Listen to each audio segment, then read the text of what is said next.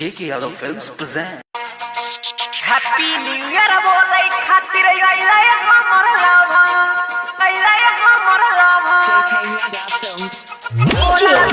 Vikas singing by Prince Pirya। नया साल में नया भाई रे आइला हमरा खबर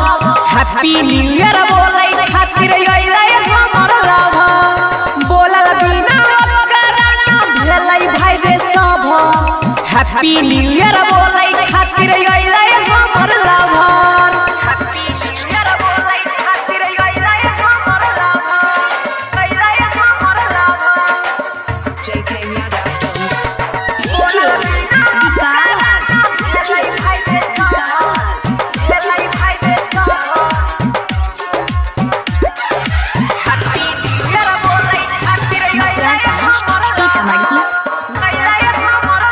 नया साल में नया भाई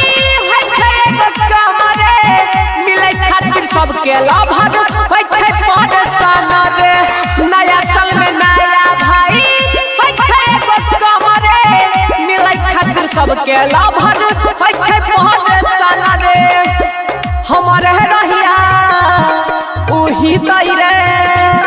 हमारा हबिन नहीं उजी दई रे देख के हमरा मन के भाई हट गेलौ सब कभर हैप्पी न्यू ईयर बोले खातिर आइला हमर लाभा बोलल बिना कराना भेलै भाई रे सब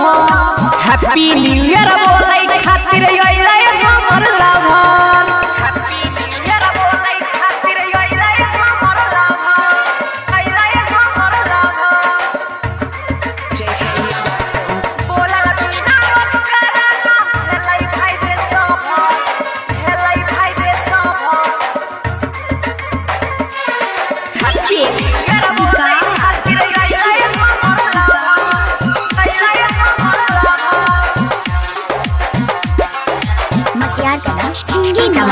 singing by Prince Pirya।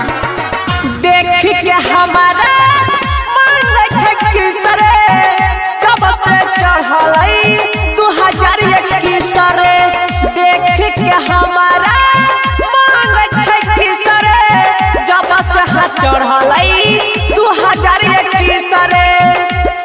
Writer समझी गेलै मिलै रे